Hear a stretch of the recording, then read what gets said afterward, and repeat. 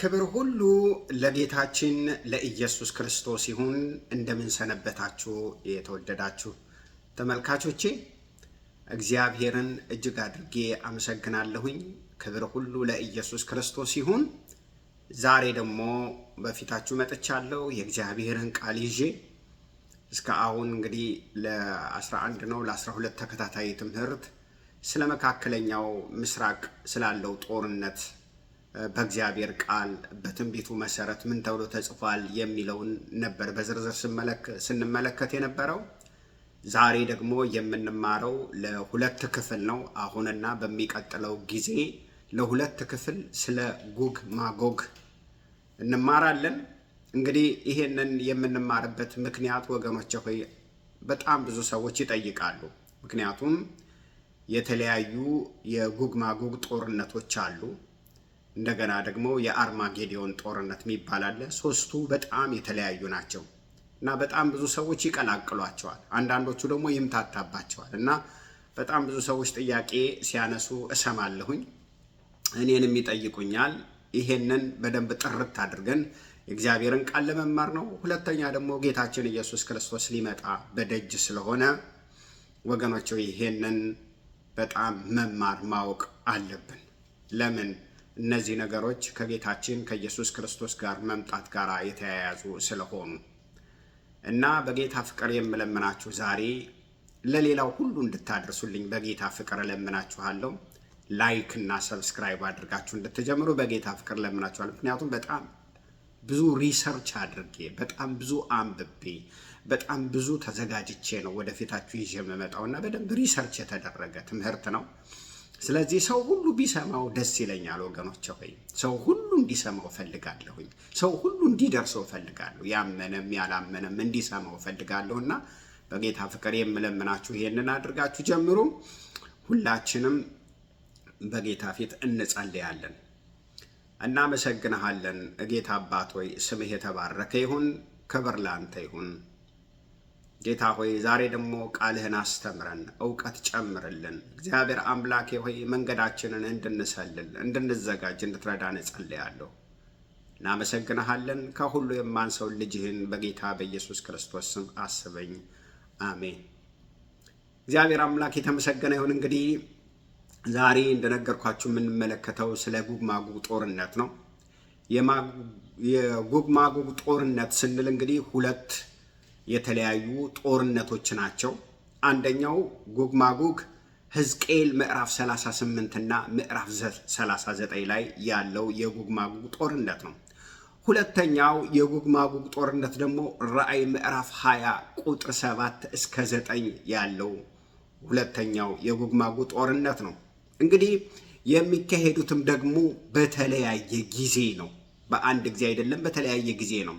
ሕዝቅኤል 38 እና 39 ላይ ያለው የጎግ ማጎግ ጦርነት የሚካሄደው በታላቁ የመከራ ጊዜ ወይንም የሰባቱ ዓመት የመከራ ጊዜ ነው። በተለይ 7 ዓመት ስለሆነ 3 ዓመት ተኩሉ ሊያልቅ ወደ ሁለተኛው 3 ተኩል ሊገባ ሲል የሚጀምር የጎግ ማጎግ ጦርነት ነው። የራእይ ምዕራፍ 20 ቁጥር 7 እስከ 9 ያለው ደግሞ እሱ ደግሞ ከ1000 ዓመት በኋላ ነው። እሱን በደንብ ሁለቱንም በዝርዝር እንመለከታቸዋለን። በሚቀጥለው ደግሞ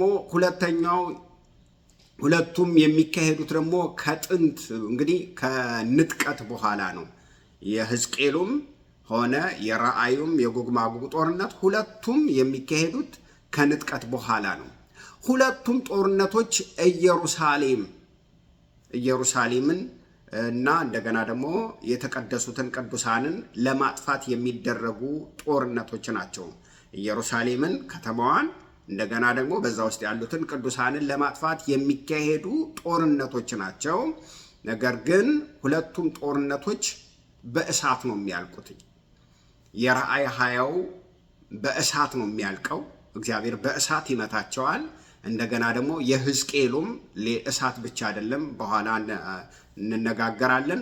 በረዶ፣ ደም፣ እሳት፣ ሰልፈር፣ እነዚህ ነገሮች ወርደው ነው የሚያጠፏቸው። ሌላው የአርማጌዲዮን ጦርነት የሚባል ደግሞ አለ። ይህንንም በጣም ብዙ ሰዎች ይቀላቀሉታል። እንመለከተዋለን በደንብ። ይሄ ደግሞ ራእይ 19 ቁጥር 15 እስከ 20 ያለ ነው። ይሄ ደግሞ ሌላ ጦርነት ነው። ይሄም ከንጥቀት በኋላ የሚሆን ነው። የሺህ ዓመት ከመጀመሩ በፊት የሺህ ዓመት ልክ ሊጀምር ሲል ጌታችን ኢየሱስ ክርስቶስ ከቅዱሳኑ መላእክትና ከተወሰደችው ከተነጠቀችው ቤተክርስቲያን ጋር ሆኖ ልክ ሲመጣ የሚጀምር ነው። ወደ ሺህ ዓመት ሊገባ ሲል ማለት ነው። ልክ የአርማጌዶኑን ጦርነት ጨርሶ ነው ወደ ሺህ ዓመት መንግስት የሚገባው። ይሄም የሚያሳየው ራሱ ቅደም ተከተሉ ተቀምጧል። ራእይ ምዕራፍ 19 ላይ ልክ ጌታችን ኢየሱስ ክርስቶስ ቁጥር 11 ጀምሮ ልክ ይመጣል። ሙሽሪትን ቤተክርስቲያንንና ከቅዱሳን መላእክቱ ጋር ሆኖ በፈረስ ታጅቦ ይመጣል። በአምባ ላይ ፈረስ ይለዋል፣ በነጭ ፈረስ ማለት ነው። ቅዱሳንም ሁሉ እንደዛ ሆኖ ይመጡና መጀመሪያ የሚያካሂደው ምንድነው? የአርማጌዶኑን ጦርነት በኢዮሳፍጥ ሸለቆ የሚካሄደው ዝግጅቱ የሚጀምረው ከራእይ ምዕራፍ 16 ጀምሮ ነው። የሚጠናቀቀው ራእይ ምዕራፍ 19 ቁጥር 11 እስከ 20 ይጠናቀቃል። ይሄ የአርማጌዶን ጦርነት እንግዲህ ይሄ ጦርነት ደግሞ የሚካሄደው በጌታችን በኢየሱስ ክርስቶስና በሐሰተኛው ክርስቶስ መካከል ነው። ሐሰተኛው ክርስቶስ ራእይ ምዕራፍ 13 የአውሮፓን የዓለምን መሪዎችን ሁሉ ይዞ ክርስቶስን ለመውጋት እዛ የአርማጌዶን ጦርነት ላይ ይጠብቀዋል። ኢዮሳፍጥ ሸለቆ ኢየሩሳሌም ነው። ከዛ በኋላ ጌታችን ኢየሱስ ክርስቶስ ይመጣል። እግሩ ደብረ ዘይት ተራራ ላይ ይረግጣል። ተነስቶ የሄደው ከዛ ስለሆነ የሐዋርያት ሥራ ምዕራፍ 1 ቁጥር 11 ላይ ከደብረ ዘይት ተራራ ተነስቶ ሄደ ይላል አይደለ? ልክ ተመልሶ የሚመጣውም እዛችው ተራራ ላይ ነው። ዘካርያስ ምዕራፍ 14 ላይ ታገኙታላችሁ። ዘካርያስ ምዕራፍ 12 ላይ ታገኙታላችሁ። እግሩ እዛ ላይ ይረግጥና ወክ አርጎ ይሄዳል ማለት ነው። ወደ 60 የሚሆን ማይል ነው። ወክ አርጎ ይሄዳል። ከዛ በኋላ ያንን ጦርነት ያጠናቅቃል፣ ይጨርሳል። ከአፉ በሚወጣው ሰይፍ ይመታቸዋል። ከዛም በኋላ አካላቸውን የፈረሱንም የነገስታቱንም ስጋ በኋላ አንብላችኋለሁ በሙሉ ለአራዊት ይሰጥና ከዛ በኋላ ወደ ሺህ ዓመት አማኙ ብቻ ወደ ሺህ ዓመት ይገባል። ያመነ ብቻ ነው ወደ ሺህ ዓመት የሚገባው። እንግዲህ ያመነ ስንል በታላቁ መከራ ጊዜም ወንጌል ተሰብኮላቸው የሚድኑ አሉ። በታላቁ መከራ ጊዜ ወንጌል ይሰበካል። አንደኛ ዮሐንስ ራእይ ምዕራፍ 7 ላይ 144 ሺዎቹ ከአይሁድ የታተሙ እነሱ ወንጌልን ይሰብካሉ። በታላቁ መከራ ጊዜ ታትመዋል። ሰይጣን እንዳይገላቸው፣ ሐሰተኛው ክርስቶስ እንዳይገላቸው ምልክት ተደርጎባቸዋል ይላል። ሄዳችሁ ስታነቡት ራእይ ምዕራፍ 7 ቁጥር 1 ጀምሮ ስታነቡት ከየነገዱ 144 ሺህ ታትመው ወንጌልን ይሰብካሉ። በዓለም ሁሉ እየዞሩ ወንጌልን ይሰብካሉ። ሁለተኛ ሁለቱ ምስክሮች ራእይ ምዕራፍ 2 ላይ እነሱ ደግሞ በድንቅና በተአምራት ኤልያስና ሄኖክ ወይንም አንዳንዶቹ ኤልያስና ሙሴ ይላሉ። ከሁለቱ ሄደው ወንጌልን በኃይል ይሰብካሉ በድንቅና በተአምራት ይላል። ከዛ ደግሞ ራእይ ምዕራፍ 14 ላይ መላእክታን 6 መላእክታን ላይቭ ወንጌል እንደሚሰብኩ የእግዚአብሔር ቃል ይናገራል። በእነዚህ በሶስቱ መሰረት ወንጌል ስለሚሰበክ በዛ ጊዜ የዳኑት ተነጥቀው የሄዱት ሁሉ በሙሉ ወደ ሺህ ዓመት መንግስት የዳነው ብቻ ይገባል ማለት ነው። ምክንያቱም ልክ የአርማጌዶን ጦርነት ሁሉም ሲጠናቀቅ የቀሩትም ሁሉ ከአፉ በሚወጣው ሰይፍ ያልቃል። የማያምን ወደ ሺህ ዓመት መንግስት አይገባም እና ስለዚህ በሐሰተኛው ክርስቶስ መሪነት የዓለምን የነገስታት ሰራዊት ይዞ ኢየሱስ ክርስቶስን ለመውጋት ኢዮሳፍጥ ሸለቆ ኢየሩሳሌም ይጠብቀዋል።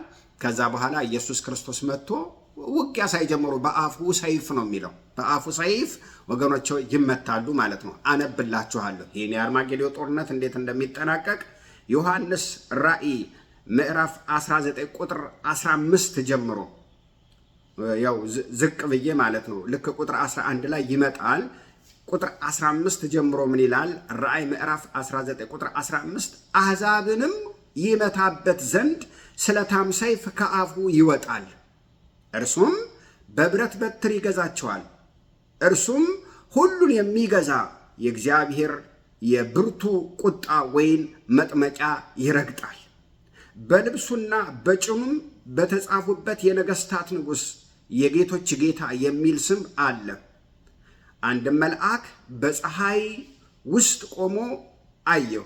በሰማይ መካከል ለሚበሩ ወፎች ሁሉ መታችሁ የነገስታትን ሥጋና የሻለቆችን ሥጋ የብርቶችንም ሥጋ የፈረሰኞችንም በእነርሱም የተቀመጡትን ሥጋ የጌቶቹንና የባሪያዎቹን የታናናሾችንና የታላላቆችን ሁሉ ሥጋ እንድትበሉ ወደ ታላቁ ወደ እግዚአብሔር እራት ተከማቹ ብሎ በታላቅ ድምፅ ጮኸ።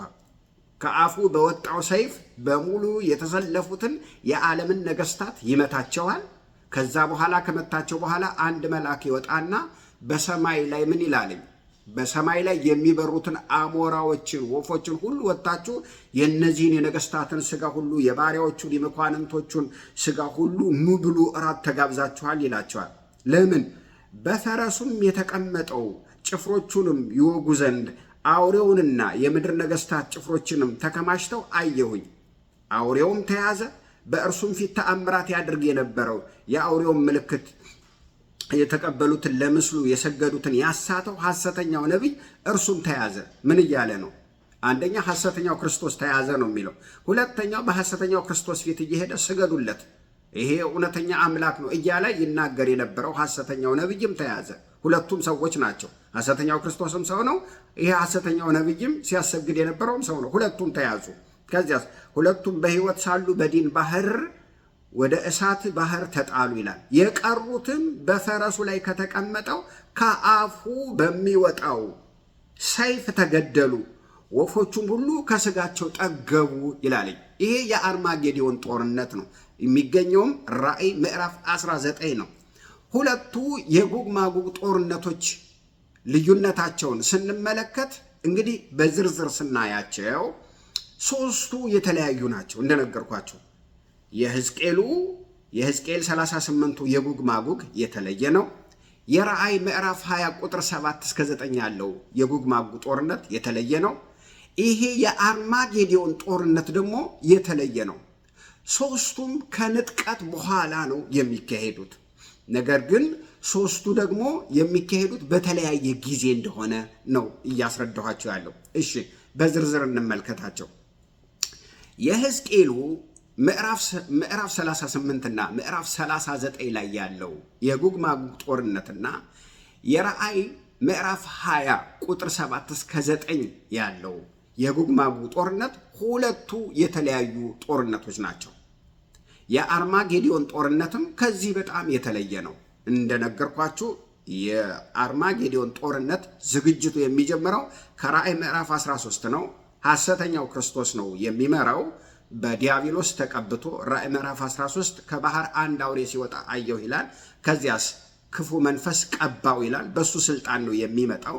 ራእይ ምዕራፍ 19 ቁጥር 15 እስከ 21 ይጠናቀቃል ማለት ነው። ይጠናቀቃል። ይሄ የአርማጌዶን ጦርነት የሚጠናቀቀው ልክ ጌታ ኢየሱስ ክርስቶስ ልክ ሲመጣ የወሰዳትን ቤተክርስቲያን ይዞ ሲመጣ ከቅዱሳን መላእክቱ ጋር ሲመጣ የመጀመሪያ የሚያደርገው ጦርነት ነው። ከዛ በኋላ ይሄንን ጨርሶ ነው ወደ 1000 ዓመት መንግስት ያመኑትን ብቻ ይዞ የሚገባው። ልክ የአርማጌዶን ጦርነት ያላመነ ሁሉ፣ አመፀኛ ሁሉ፣ ክፉ ሁሉ ያልቅለታል ማለት ነው ለጥቂት ጊዜ። ምክንያቱም እንደገና ተነስተው ደግሞ የዘላለም ፍርድ ተደርጎላቸው ወደ ዘላለም እሳት ይገባሉ። ስለዚህ ሶስቱ የተለያዩ ጦርነቶች ናቸው። ይሄንን ጦርነት እንግዲህ ቤተክርስቲያን ተነጥቃ ከመከራው 7 ዓመት በኋላ ጌታችን የወሰዳቸውን ቤተክርስቲያንን አማኞችን ይዞ ልክ ይመጣል። ከዛ በኋላ ይሄን የአርማጌዶን ጦርነትን ይጨርሳል ማለት ነው። እንዳነበብኩላችሁ ይሄ የሚገኘው ራእይ ምዕራፍ 19 ቁጥር 11 እስከ 21 ነው ይሄ የሚገኘው። ነገር ግን ይሄ የጎግ ማጎግ ጦርነት እነዚህን ሁለቱን ነው ለይተን የምናያቸው። ሁለት የጎግ ማጎግ ጦርነቶች ናቸው። እነርሱም በተለያየ ጊዜ የሚካሄዱ ናቸው። ስለዚህ በሕዝቅኤል ላይ ያለውን የጎግ ማጎግ ጦርነትና ራእይ ላይ ያለውን የጎግ ማጎግ ጦርነት በደንብ በዝርዝር ስንመለከታቸው ሕዝቅኤል 38 እና 39 ያለው የጎግ ማጎግ ጦርነት የሚሆነው በ7ቱ ዓመት የመከራ ጊዜ ነው። እንዳትረሱ፣ በ7ቱ ዓመት የመከራ ጊዜ ነው። ቤተ ክርስቲያን ተነጥቃ ሄዳለች የለችም። ቤተ ክርስቲያን ተነጥቃ ሄዳ በሰማይ ላይ ግብዣ እየተደረገላት ነው። ሽልማት እየተደረገላት ነው። ራእይ ምዕራፍ 19 ቁጥር 6 እስከ 9 ያለውን አነብላችኋለሁ። ተመልከቱ። ራእይ ምዕራፍ 19 ቁጥር 6 እስከ 9 ያለውን ላንብብላችሁ። 6 እስከ 9 እንደ ብዙ ሕዝብ ድምፅ፣ እንደ ብዙዎች ድምፅ፣ እንደ ብርቱ ነጎድጓድ ድምፅ ያለ ድምፅ ሰማይ እንዲህ ሲል ሰማሁ። ሃሌሉያ! ሁሉን የሚገዛ ጌታ አምላካችን ነግሷል። የበጉ ሰርግ ስለደረሰ ሚስቱም ራሷን ስላዘጋጀች። የበጉ ሰርግ፣ በጉ ማን ነው? ኢየሱስ ነው። ሙሽራው እሱ ነው። ከዚያስ ሚስቱ ይላታል ቤተ ክርስቲያንን። ሚስቱ ራሷን ስላዘጋጀች ደስ ይበለን፣ ሐሴት እናድርግ፣ ክብርንም ለእርሱ እናቅርብ። ያጌጠና የተልባ ቀጭን የተልባ እግር ልብስ እንድትጎናጸፍ ተሰጥቷታል ይልና ምንድን ነው ይሄ የተልባ እግር ነጭ ልብስ ሲል፣ ቀጭን የተልባ እግር ልብስ የቅዱሳን ጽድቅ ሥራ ነው። በምድር ላይ በክርስቶስ ኢየሱስ አምነው የተቀበሉት የጽድቅ ሥራ ነው። በምድር ላይ እግዚአብሔርን በመፍራት ሲጠብቁ የነበረበት የጽድቅ ሥራ ነው። እርሱም ወደ በጉ ሰርግ እራት የተጠሩ ብፁዓን ናቸው ብለህ ጻፍ አለኝ። ደግሞም ይህ የእግዚአብሔር እውነተኛ ቃል ነው አለ። ሙሽሪት ተነጥቃ ሂዳ 7 ዓመት እዛ ከሙሽራው ጋራ ከበጉ ጋራ ምን ታደርጋለች? ግብዣ ታደርጋለች። ምን ይላል? የጽድቅ ሥራ ነው ይላል። በምድር ላይ ደግሞ በክርስቶስ ኢየሱስ ካመኑ በኋላ ያደርጉት የነበረ አገልግሎታቸው፣ መልካም ስራቸው፣ የተባረከ ኑሯቸው፣ ቅድስናቸው እየታየ የሚሸለሙበት ሰዓት ነው። ስለዚህ የእራት ጊዜ ነው። ከዛ ደግሞ የሽልማት ጊዜ ነው ማለት ነው።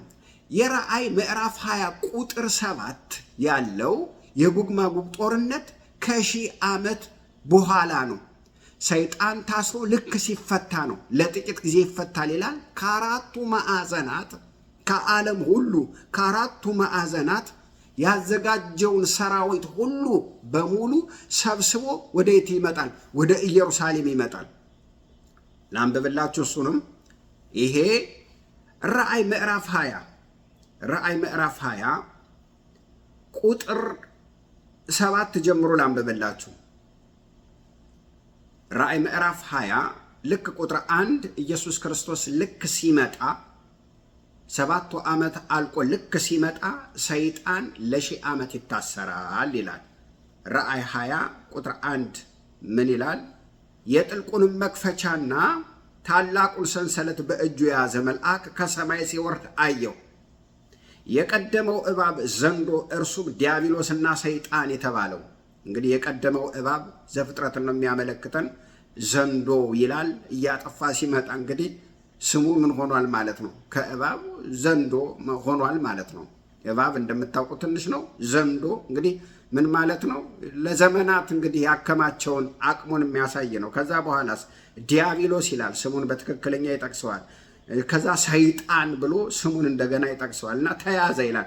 1000 ዓመት አሰረው፣ ወደ ጥልቅም ጣለው፣ አሕዛብን ወደፊት እንዳያስት 1000 ዓመት እስኪፈጸም ድረስ በእርሱ ላይ ዘጋበት፣ ማኅተም አደረገበት።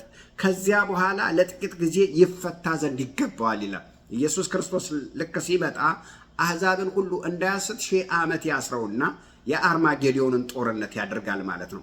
ከዛ በኋላ የአርማጌዶንን ጦርነት አድርጎ ከዛ በኋላ ልክ ሲጨርስ ወደ 1000 ዓመት መንግስት ይገባል። ከ1000 ዓመት መንግስት በኋላ ሰይጣን ለጥቂት ጊዜ ይፈታል ይላል። ቁጥር 7ን ተመልከቱ። ቁጥር 7 ምን የሚለውን ተመልከቱ። 1000 ዓመት ሲፈጸም ይላል፣ እንዳትረሱ ኢየሱስ ክርስቶስ የወሰዳትን ቤተ ክርስቲያን ይዞ መጣ። ልክ ይዞ ሲመጣ ሰይጣን ለ1000 ዓመት ይታሰራል። አንድ ብርቱ መልአክ ይታዘዝና እሰረው ይባላል። ለ1000 ዓመት ይታሰራል። ከዛ በኋላ ከታሰረ በኋላ የአርማጌዶንን ጦርነት ያጠቃልላል። ኢየሱስ ክርስቶስ ወደ ኢየሩሳሌም ሄዶ ከደብረ ዘይት ተራራ ወደ ኢየሩሳሌም ሄዶ ያንን የአርማጌዶንን ጦርነት አጠቃሎ ይመጣል። ከዛ በኋላ 1000 ዓመት ይጀምራል። ልክ 1000 ዓመት ሲያልቅ ከቅዱሳን ጋራ ከኛ ጋራ 1000 ዓመት ገዝተን ስንጨርስ ልክ 1000 ዓመት ሲያልቅ ቁጥር 7 ተመልከቱ። 1000 ዓመት ሲፈጸም ሰይጣንም ከእስራቱ ይፈታል። ሲፈታ በአራቱ በምድር ማዕዘን ያሉ አሕዛብና ጉግና ማጉግን እንዲያስታቸው ለሰልፍ እንዲያስከትታቸው ይወጣል። ቁጥራቸውም እንደ ባህር አሸዋ የሚሆን ነበረ። ወደ ምድርም ስፋት ወጡ። የቅዱሳንንም ሰፈር የተወደደችውንም ከተማ ከበቡ። እሳትም ከሰማይ ከእግዚአብሔር ዘንድ ወርዳ በላቻቸው። ያሳታቸውም ዲያብሎስ አውሬውና ሐሰተኛው ነቢይ ወዳሉበት ወደ እሳቱ ወደ ዲኑ ባህር ተጣለ። ለዘላለም እስከ ዘላለም ቀንና ሌሊት ይሰቃያል። ተመልከቱ፣ ይሄኛው የጎግ ማጎግ ጦርነት ልክ የሺው ዓመት ሲያልቅ ልክ ሰይጣን ከስራቱ ይፈታል ከአራቱ ማዕዘን ይላለኝ። እንግዲህ ሰው ሁሉ አንድ የሚጠይቀው ጥያቄ ይኖራል። እንዴ ወደ 1000 ዓመት መንግስት ያመነ ብቻ ከገባ እነዚህ በዓለም ሁሉ ወጥቶ ከአራቱ ማዕዘናት ያሳታቸው ሰዎች ከየት መጡ ነው የሰው ሁሉ ጥያቄ። ኦኬ፣ በዛ በ1000 ዓመት ጊዜ እንግዲህ ተነጥቆ የሄደ ሰው አዲስ አካል ለብሰዋል። ሲመለሱ እነሱ አያገቡም።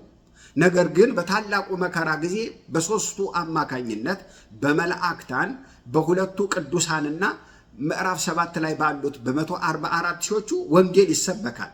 በእነሱ በሚሰበክበት ጊዜ በጣም ብዙ እልፍ ህዝብ ይድናል። በሚድንበት ጊዜ እንግዲህ ያ የዳነው ህዝብ ተነጥቆ የመጣው ሳይሆን የተነጠቁት በአዲስ አካል ነው፣ በማይበሰብስ አካል ነው። አያገቡም፣ አይጋቡም። ነገር ግን ምድር ላይ ጌታችን ኢየሱስ ክርስቶስ ሲመጣ 7ቱን ዓመት ጨርሶ ሲመጣ በታላቁ መከራ ጊዜ የዳኑ ሰዎች ወደ 1000 ዓመት ሲገቡ ምን ይሆናል? ልክ ጌታችን ኢየሱስ ክርስቶስ ማቴዎስ 25 ላይ እናንተ በጎቼ የሚላቸው ማለት ነው። በታላቁ መከራ ጊዜ የዳኑ ናቸው። በክብር ሲመጣ የሚያገኛቸው ናቸው። ከዛ እነሱ በቀጥታ በያዙት አካል ስጋ ወደ የት ይገባሉ? ወደ 1000 ዓመት መንግስት ይገባሉ። እና ሰው የሚኖረው ለ1000 ዓመት ነው። ያን ጊዜ አማኝ ሁሉ ምን ይሆናል? ይወልዳል ማለት ነው። 1000 ዓመት ነው። ምድር እንዳለ በህዝብ ትጥለቀለቃለች። ለምን? አንድ ሰው 1000 ዓመት ስለሚኖር። ሞት የለም። እንደው ካለ እንኳን በ100 ዓመት አንድ ጊዜ ነው የሚለው ኢሳይያስ ምዕራፍ 66 ታገኙታላችሁ። 65ም 66ም በዝርዝር የሚናገረው ይሄንን ነው። የሰው ዕድሜ እንደ ዛፍ ነው ይላል። 1000 ዓመት እንደነማቱሳ ላይ እና ህዝብ ሁሉ በሙሉ በምድር ላይ ሲኖር ያገባል፣ ይወልዳል። ስለዚህ ህዝብ ይበዛል እና ደግሞ ከዛ በኋላ ልክ የ1000 ዓመት በሚያልቅበት ጊዜ ሰው በጌታ በኢየሱስ ክርስቶስ አምኖ ነው ወደ ዘላለም ህይወት የሚገባው። የአማኝ ልጅ አማኝን ሊወልድ አይችልም። ስለዚህ የአማኝ ልጅ አዎ ጌታዬ ነህ አምላኬ ነህ ብሎ ጌታን ሊቀበል ይገባል። አለበለዚያ ሊድን አይችልም። ስለዚህ የአማኝ ልጅ ስለሆነ የዘላለምን ህይወት ሊወርስ አይችልም። ምን ይሆናል ማለት ነው? አምላኬ ነህ ጌታዬ ነህ ብሎ መስገድ አለበት። ልክ እንደ ዮሐንስ ወንጌል አይነ ስውር ማለት ነው። የአማኝ ልጆች ግን ሁሉም ባይሆን የተወሰኑት እኛ በቃ ከሰይጣን ጋር ሆነን በቃ ኢየሱስ ክርስቶስ እንዋጋለን አሉ ማለት ነው። ምክንያቱም ወደ 1000 ዓመት የሚገባው አማኝ ብቻ ነው። እነዚህ ከአራቱ ማዕዘናት የወጡት ከየት የመጡ ናቸው? የአማኝ ልጆች ናቸው። እና እነሱ ከአራቱ ማዕዘን ከሰይጣን ጋር ተባብረው ለጥቂት ጊዜ ከአራቱ ማዕዘናት ሆነው እሱም ያሰባስባቸውና ኢየሱስ ክርስቶስን ኢየሩሳሌምን ምን ሊያደርጉ እንደገና ጦርነት ሊከፍቱ በሚሄዱበት ጊዜ እሳት ከሰማይ ወርዶ በላቸው ይላል። እሳት በቃ ምን ሆኑ? ወርዶ በላቸው። ታዲያ በጣም ብዙ ሰው እነዚህ ሁለቱን ጎግ ማጎጎች ይምታቱበታል። ሁለቱን ጎግ ማጎጎች አንድ ላይ አድርገው የሚናገሩ ሰዎች አሉ። ነገር ግን ሁለቱ በጣም የተለያዩ ናቸው። የሕዝቅኤል 38ና የራእይ ምዕራፍ 20 ጎግ ማጎግ በጣም የተለዩ ናቸው። አንድ አይደሉም። ብዙዎች የሕዝቅኤል 38ና 39ን ሲናገሩ ምን ይላሉ? የመጀመሪያው ጎግ ማጎግ ጦርነት ነው ይላሉ። በደንብ ስሙኝ። ምን ማለት ነው? የመጀመሪያው የጎግ ማጎግ ጦርነት ነው ሲሉ ለምን የራእይ ምዕራፍ 20 ቁጥር 7 እስከ 9 ያለውን ሁለተኛው ጎግ ማጎግ ጦርነት ነው ብለው ይናገራሉ። ይሄንን ደግሞ በታሪክ ሲያስቀምጡት ምን ይላሉ?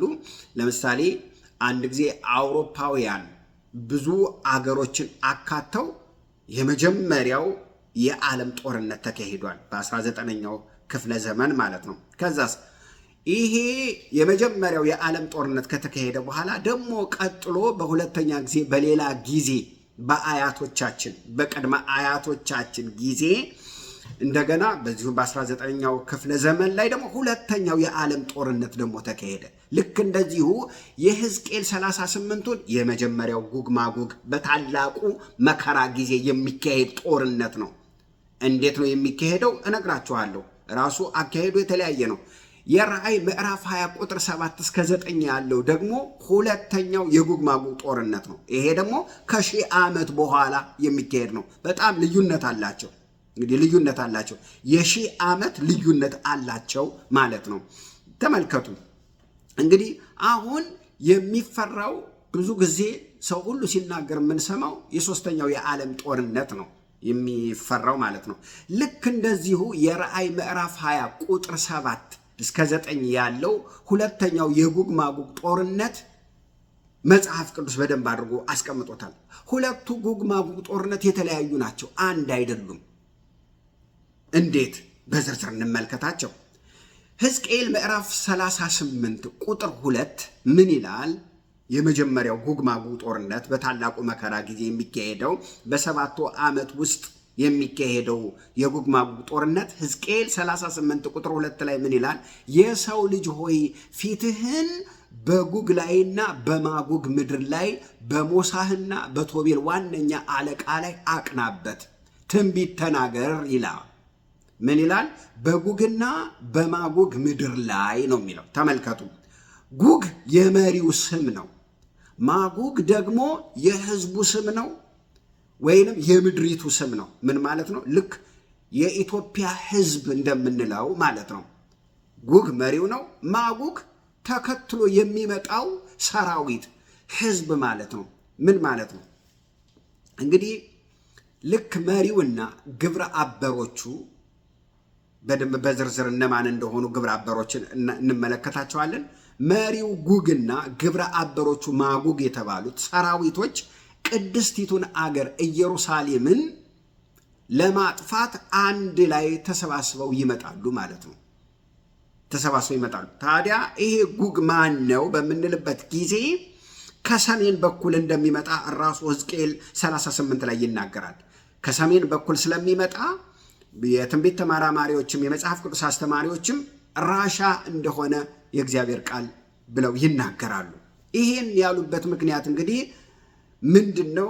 ራሱ እግዚአብሔር ራሻን ሊቀጣ ስለፈለገ ጽዋው ስለሞላ በመጀመሪያ ምክንያቱ ይሄ ነው። ምክንያቱም ምንድነው የሚለው? በአፍንጫ ትናጋ ውስጥ በዚህ ውስጥ ማለት ትናጋ ውስጥ አፍንጫህን አስሬ ነጥቄ አመጣሃለሁ ይላል። ወደ እስራኤል ተራሮች አመጣሃለሁ ይላል። አንቄ በአፍንጫ ውስጥ ዘንጀር አስገብቼ አንቄ አመጣሃለሁ ወደ እስራኤል ተራሮች ይላል። እግዚአብሔር ጽዋው ስለሞላ ሊፈርድበት ስለሆነ ወደዛ ያመጣዋል ማለት ነው። ማን ነው ጉግ የተባለው ማለት ነው? ራሻ ነው ማለት ነው። እንግዲህ አይታወቅም፣ ያሁንም ሊሆን ይችላል፣ የሚቀጥለውም ሊሆን ይችላል፣ አናቅም። ነገር ግን በጣም እያየለች እየሄደች እንደሆነ ሀገሪቱ እንመለከታለን። ሁለተኛ እግዚአብሔር በሀገርም በነገስታትም ላይ ይፈርዳል። መጽሐፍ ቅዱስ እሱን ይናገራል። ትንቢተ ዳንኤልን በምናነብበት ጊዜ ናቡከደነጾር ያለው እሱ ነው። የነገስታት ንጉሥ ነህ፣ የጌቶች ጌታ ነህ፣ አንተ በነገስታትም በሀገርም ላይ ትፈርዳለህ ይላል። ስለዚህ እግዚአብሔር በጣም የሚገርማችሁ ፈራጅ አምላክ ነው። ራሻ ከእስራኤል ታዲያ ምን ፈልጋ ነው የምትከባት? እችን ኢየሩሳሌምን ምን ፈልጋ ነው የምትከባትኝ? ምን አስባ ነው? ለምንድን ነው? ምን ፈልጋ ነው የምትከባት በምንልበት ጊዜ ከእስራኤል የምትፈልገው ነገር አለ። ምንድን ነው እሱ? 260 ቢሊዮን በሙት ባህር ውስጥ ጨው አላት እስራኤል። እሱ ብቻ አይደለም፣ ማግኒዚየም አላት፣ ክሎራይድ አላት፣ ቤንዚል አላት። ስለዚህ ይህንን ትፈልጋለች። በኢኮኖሚ በጣም የበለጸገች አገር ናት እስራኤል። በተለይ ቤንዚን ስላላት ለመካከለኛው ምስራቅ ነውጥ ነው። ምክንያቱም አረቡን ዓለም በሙሉ አረቡን አገር በሙሉ የሚያኖረው ምንድን ነው? ነዳጅ ነው። ዓለምን ሁሉ አሁን በሙሉ እያባላው ያለው ነገር ምንድን ነው? ነዳጅ ነው። አውሮፓ ከመካከለኛው ምስራቅ ጋር ያለው ግንኙነት ምንድን ነው? ነዳጅ ነው። ነዳጅ ነው። አረቡ ዓለም ነዳጅ ይሰጣል። የሩቅ ምስራቅና አውሮፓውያን ደግሞ መሳሪያ ይሰጣሉ። ስለዚህ ተመልከቱ፣ አሁን እንኳን ዓለም አንዲት በመካከለኛው ምስራቅ ባለች ኢራን በምትባል አገር በትንሽዬ ወሽመጥ ምክንያት ነዳጁ ሁሉ ተዘግቶ ዓለም በከፍተኛ ምጥ ላይ ነው። ኢኮኖሚው እንዴት ሰማይ እንደወጣ ትመለከታላችሁ። ተመልከቱ። ጋዝ በጣም በጣም በጣም ኢምፖርታንት ነገር ነው። ለዚህ ጋዟን ለመውሰድ እንደገና ጨው አላት፣ እንደገና ማግኔዚየም አላት፣ ክሎራይድ አላት። ይሄንን ለመውሰድ ምን ታደርጋለች? ትፈልጋታለች፣ ትከባታለች ማለት። ታዲያ ይሄ ሕዝቅኤል 38 እና 39 ትንቢት ገና አልተፈጸመም። ምክንያቱም ይሄ የሕዝቅኤል 38 እና 39 የጎግ ማጎግ ጦርነት 5 ረዳቶችን ይዞ እስራኤልን ሊወር እንደሚሄድ ራሱ ክፍሉ ይናገራል።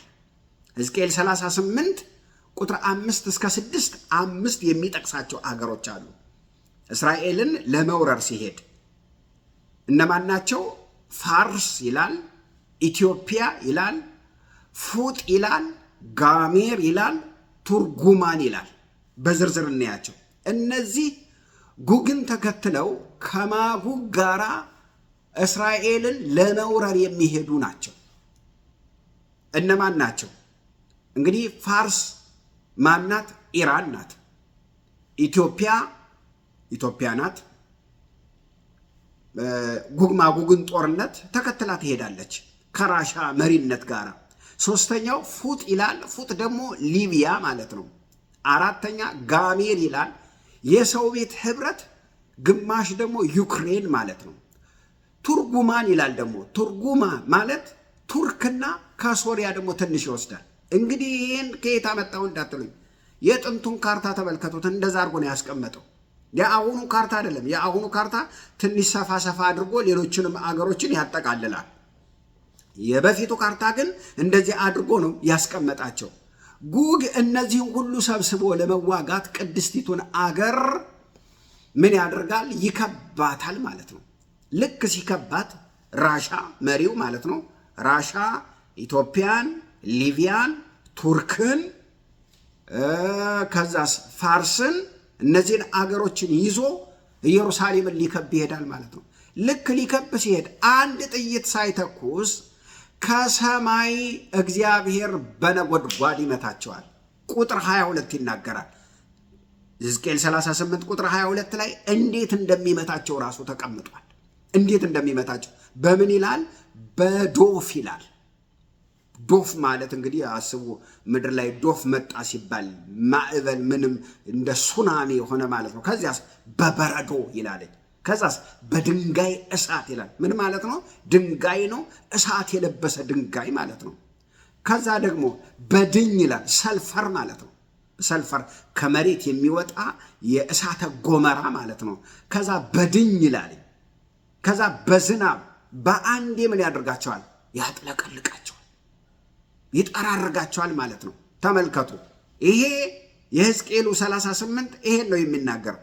የራእይ ምዕራፍ 20 ቁጥር 7 እስከ 9 ግን ሰይጣን የጎግ ማጎግን ጦርነት ከዓለም ነው ይዞ የሚመጣው። ከአራቱ ማዕዘናት ነው። እነዚህ ከሰሜን ነው የሚመጡት፣ ከሰሜን ይመጣሉ። የራእዩ ግን ከዓለም ሁሉ ነው የሚመጡት። ቅድስቲቱን ከተማ ለማጥፋት ይወሯታል ይላል። ከተማዋን ሕዝቧን ለማጥፋት ሲመጡ ልክ ሕዝቅኤል ላይ እንደሆነው እነዚህም በእሳት ነው የሚመቱት። እሳት ከሰማይ ይወርድና ምን ያደርጋቸዋል? አመድ ነው የሚያደርጋቸው። ይቀልጣሉ፣ ይጠፋሉ፣ ቀልጠው ይጠፋሉ። ልክ እንደ ሰዶምና ገሞራ በእሳት ምድሪቱ ልክ እንደጠፋች አመድ ነው የሚሆኑት። የራእዩ ጎግ ማጎግ ጦርነት እሳት ከሰማይ ወርዶ ምን ያደርጋቸው? ብን ነው የሚያደርጋቸው፣ አመድ ነው የሚያደርጋቸው። ልክ ኤልያስ እንደምታስታውሱት 3 ጊዜ እሳት ከሰማይ ወርዶ ይብላችሁ እያለ 50 አለቃውንና 50 ሰዎችን ምን እንዳደረገ እሳት እንዳስበላ እሳት ከሰማይ ወርዶ ምን ያደርጋቸዋል? አመድ ያደርጋቸዋል። ራእይ ምዕራፍ 20 ቁጥር 9ም ስንሄድ ሰይጣን ለጥቂት ጊዜ ይፈታል ይላል። እንዴት እንደሚሆን ተመልከቱ። ራእይ ምዕራፍ 20 ቁጥር ቁጥር 7 እና እስከ 9 ላንብብላችሁ። 1000 ዓመት ሲፈጸም ሰይጣን ከስራቱ ይፈታል። በአራቱ የምድር ማዕዘናት ያሉትን አሕዛብ ጉግና ማጉግን እንዲያስታቸው ለሰልፍም እንዲያስከትታቸው ይወጣል። ቁጥራቸውም እንደ ባህር አሸዋ፣ ተመልከቱ፣ እንደ ባህር አሸዋ የሚያህል ነው። ወደ ምድርም ስፋት ወጡ። የቅዱሳንን ሰፈር የተወደደችውንም ከተማ ከበቡ። ቅዱሳን የዳኑት ናቸው። ከበቡ። እሳት ከሰማይ ከእግዚአብሔር ዘንድ ወርዶ በላቻቸው ይላል። አለቅ አመድ ሆኑ ማለት ነው። ተመልከቱ። እሳት ከሰማይ ወርዶ ምን አለ? በላቸው። ምን ማለት ነው? ልክ አብድዩን፣ የሚገርማችሁ መጽሐፍ ቅዱሳችን ላይ ልክ አብድዩንና ናዳብን እሳት በላቸው ይላል አይደል? በመሰዊያው ላይ ትክክል ያልሆነ እሳት ጨምረው እሳት በልቶ እንደገደላቸው እነዚህንም ከሰማይ ወርዶ ምን አደረጋቸው? እሳት በላቸው ይላል። ከየት ነው የመጡት? እነዚህ ከአራቱ ማዕዘናት ከዓለም ሁሉ ነው የመጡት። የሕዝቅኤል 38ቱ ግን የመጡት ከየት ነው? ከሰሜን በኩል 5 መንግስታትን አካቶ ነው የመጣው። ሁለቱም ወዴት ነው? ወደ ኢየሩሳሌም ነው የመጡት። ተመልከቱ።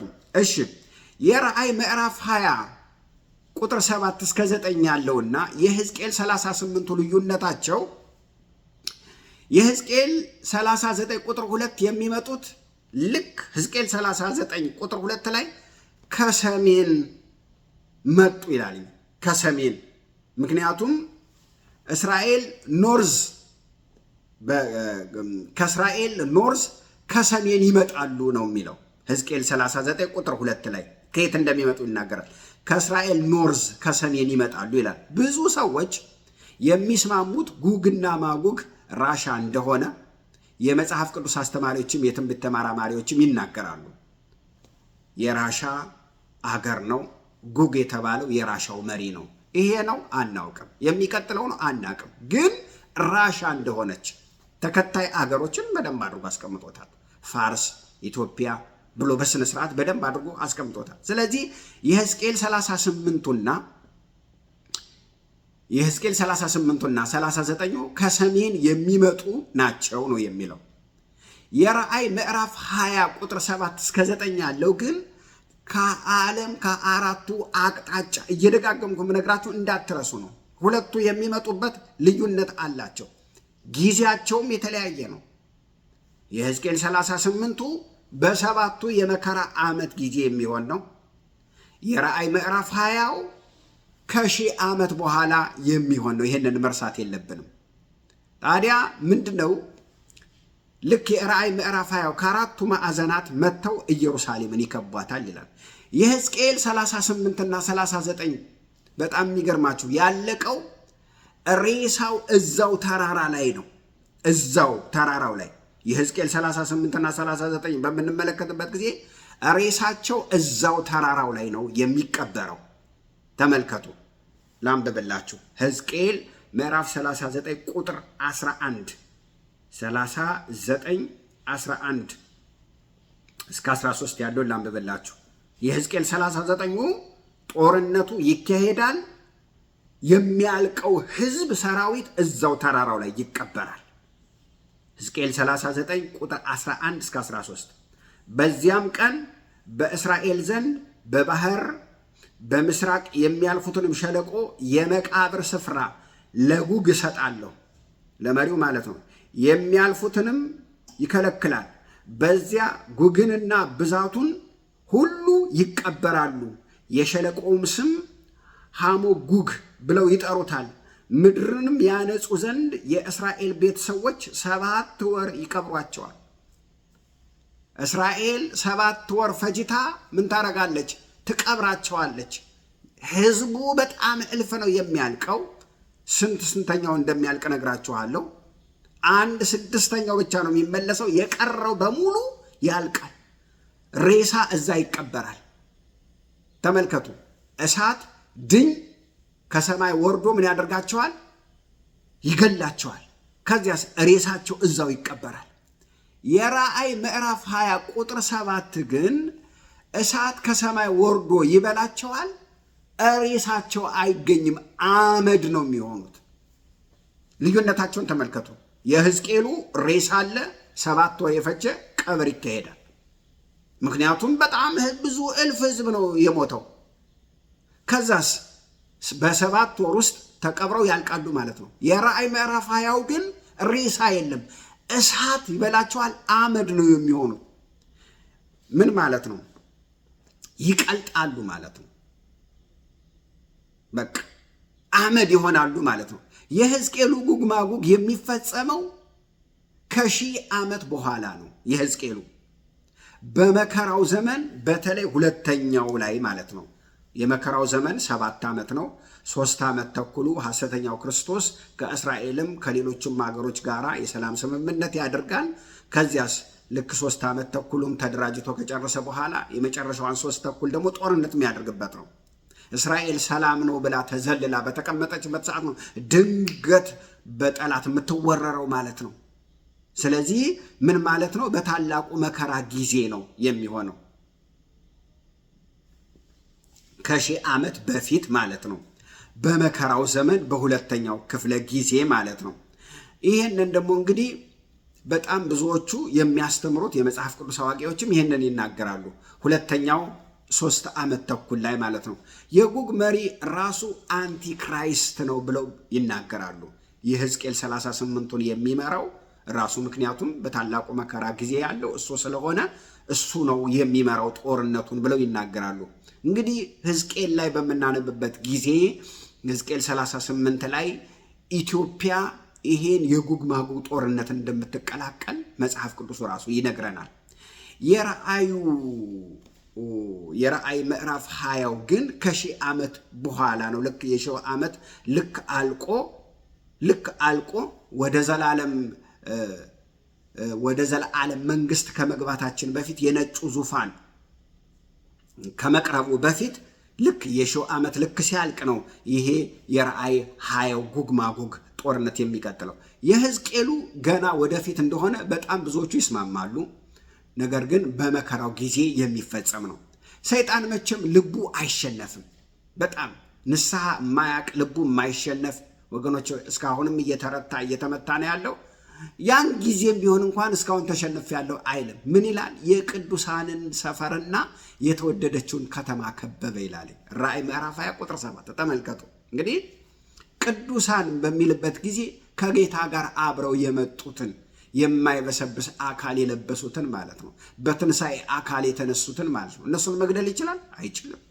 ልቡ ትልቅ ሆኖበት ነው እንጂ ወገኖች የማይችለው ጦርነት ውስጥ ነው የገባው። ነገር ግን ይዟቸው የቀረበው ሁሉ በሙሉ ምን ይሆናሉ? በእሳት አመድ ይሆናሉ። ከሰማይ እሳት ወርዶ ምን ያደርጋቸዋል? ያቀልጣቸዋል። ከሰይጣን ውጭ ማለት ነው። እሱ ተይዞ ከነ ህይወት ወደ እሳት ባህር የሚጣለው ዮሐንስ ራእይ ምዕራፍ 20 ቁጥር 10 ላይ ያሳታቸውና አሳቹ ሰይጣን ወደ የት ገባ ይላል? ወደ እሳቱ ባህር ገባ ይላል። እንግዲህ ወደ እሳቱ ባህር ገባ ሲል ቀድመውት የገቡ ግን አሉ። ቀድሞት የገቡ አሉ። 2 ማናቸው እነሱ? ራእይ ምዕራፍ 19 ቁጥር 20 ላይ ቀድመውት የገቡ ሐሰተኛው ክርስቶስና ሐሰተኛው ነቢይ ልክ የአርማጌዶንን ጦርነት ጌታችን ኢየሱስ ክርስቶስ ሲጨርስ ያደረገው ምንድን ነው? ሌላውን ሁሉ ከአፉ በወጣው ሰይፍ ገደላቸው ይላልኝ። ከዛስ 2ቱን ግን በሕይወት እንዳሉ ያዛቸው ይላል። ሐሰተኛው ክርስቶስ ሰው ነው፣ ሐሰተኛው ነቢይም ሰው ነው። ስለዚህ 2ቱን በሕይወት እንዳሉ ያዛቸውና ወደ እሳቱ ባህር ጣላቸው ይላል። እያሟሹ ይጠብቁታል። እያሟሹ ለ1000 ዓመት ይጠብቁታል። ምክንያቱም እሱ ከ1000 ዓመት በኋላ ስለሚጣል በ1000 ዓመት ይቀድሙታል ማለት ነው። ገብተው እያሟሹ ይጠብቁታል። ልክ የ1000 ዓመት ሲያልቅ ከእስራቱ ይፈታል። ከዚያ ያስከተላቸው በሙሉ በእሳት ያልቃሉ፣ ይቀልጣሉ። እሱ ተይዞ ወደ እሳቱ ባህር ይጣላል። እነሱ የታሰሩ ራእይ ምዕራፍ 19 ቁጥር 20 ላይ ወደ ጥልቁ ባህር ተጣሉ። እሱ ራእይ ምዕራፍ 20 ቁጥር 10 ላይ ተጣለ። ስለዚህ በ1000 ዓመት ይበላለጣሉ ማለት ነው። ጌታ የተመሰገነው እና ምን ሆኑ ማለት ነው? እነሱ ገቡ ማለት ነው። ከ1000 ዓመት በፊት ስለተጣሉ አሁን እነሱ ወዳሉበት ገባ ማለት ነው። በጣም የሚገርማችሁ ነገር እስራኤል እግዚአብሔር የሚዋጋላት ናት። ምን ማለት ነው? የሚዋጋላት ናት ማለት ተመልከቱ። ግብፅ ወራታለች፣ ሶሪያ ወራታለች፣ ባቢሎን፣ ሜዶንና ፋርስ፣ ግሪክ፣ ሮም፣ የተለያዩ የሙስሊም አገሮች፣ ኦቶማን ቱርክ፣ እንግሊዝ፣ አርማጌዲዮን፣ ጉግ ማጉግ፣ ኢራን፣ በጣም እስራኤልን በቀኝ ያልወረረ የለም ወገኖች ሆይ። ሁሉም እስራኤልን ለማጥፋት ይፈልጋሉ። እስራኤል ግን ትጠፋለች? እስራኤል ግን ፈጽሞ ልትጠፋ አትችልም። መጽሐፍ ቅዱስ ሲናገር መዝሙረ ዳዊት 83 ቁጥር 4 ላይ እስራኤልን ከምድር ገጽ ከካርታ እናጥፋት ይላሉ ይላል። ነገር ግን እስካሁንም አልቻሉም፣ ወደፊትም አይችሉም ወገኖች። ሕዝቧንና ከተማዋን የሚጠብቅ ማን ነው? እግዚአብሔር ነው። ስለዚህ ሕዝቅኤል 38 እና 39 የጉግን ሰራዊት የሚያጠፋው ራሱ እግዚአብሔር ነው እንጂ አሜሪካ አታጠፋው። አሜሪካ ምንም አቅም የላትም። የጉግን ሰራዊት ለማጥፋት ፈጽሞ አቅም የላትም። ስለዚህ ስለ ሕዝቅኤል የጉግ ሰራዊት እግዚአብሔር ሲናገር ምን ይላል? 1/6 ብቻ ወደ ምድሩ ይመለሳል ይላል። ሌላውስ በሙሉ በኢየሩሳሌም ያልቃል፣ በኢየሩሳሌም ተራራ ላይ ያልቃል። ሕዝቅኤል 39 ቁጥር 2 ላይ ያልቃል ይላል። የሚመለሰው ወገኖች 1/4 ነው። በሙሉ 1/6 በሙሉ ይመለስና የቀረው በሙሉ ያልቃል ማለት ነው። ራሱ እንግዲህ በማስረጃ ነው እየነገርኳቸዋል። ሌላውስ በዚያው በኢየሩሳሌም ቀብራቸው ይሆናል። 7 ወር የፈጀ ቀብር ይሆናል ይላል። እንዴት ያልቃሉ ይላል? ወንድም በወንድሙ ላይ ሰይፍ ይመዛል ይላል። እግዚአብሔር በመካከላቸው ኮንፊውዥን ያደርጋል። ሕዝቅኤል 38 ቁጥር 21 እርስ በርስ እንዲተላለቁ ያደርጋል፣ እርስ በርስ እንዲጫረሱ ያደርጋል። እንግዲህ የሚያልቁት እነማን ናቸው? የራሻ ወታደሮች ተባባሪዎቹ ማለት ነው። እግዚአብሔር ሬሶቻቸውን ሁሉ በሙሉ በዚያ እንዲቀበሩ ያደርጋል። ከዚያስ ሬሳቸው መቀበር ብቻ አይደለም። ልክ እንደ ራእይ ምዕራፍ 20 ቁጥር 9 አሁንም የሰማይ መልአክ አናውንስ ያደርጋል፣ ውረዱና አሁንም ስጋቸውን የነገስታትን ስጋ ብሉ ይላለኝ። ይህንንም ላንብብላችሁ። ሕዝቅኤል 39 ቁጥር 17 እስከ 20 ያለውን ላንብብላችሁ፣ ተመልከቱ።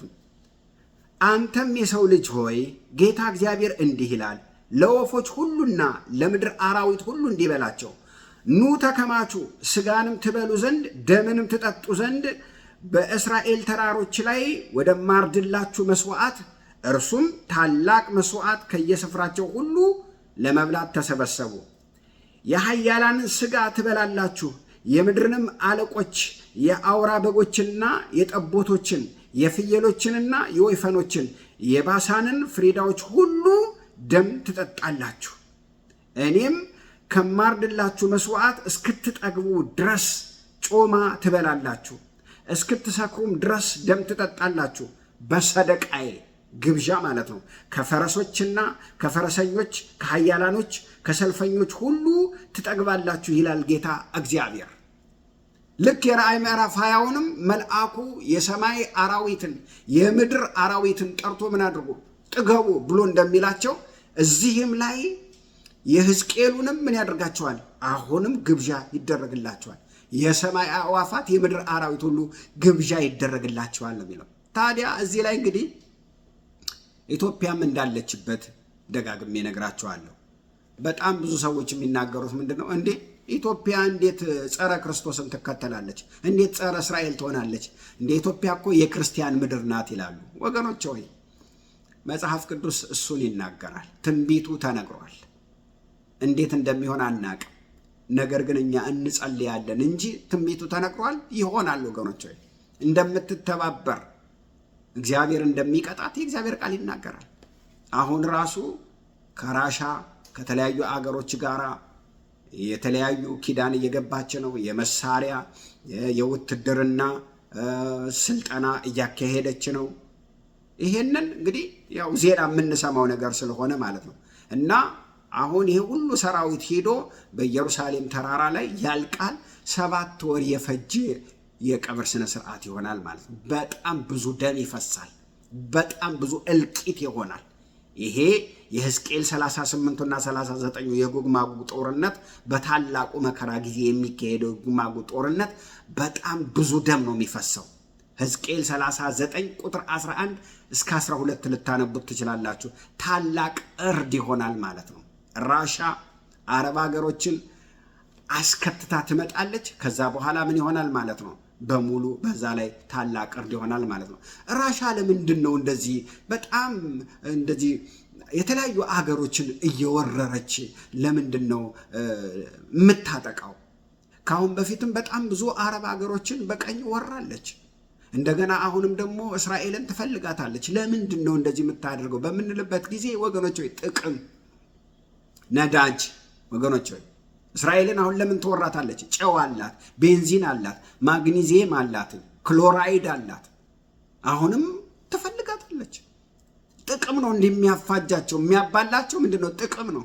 ታዲያ የራሻ ሰራዊት በዚህ በሚሊተሪ በመሳሪያ ዓለምን እገዛለሁ እያለ አሁን በትዕቢት እየተነሳ ያለበት ጊዜ ነው።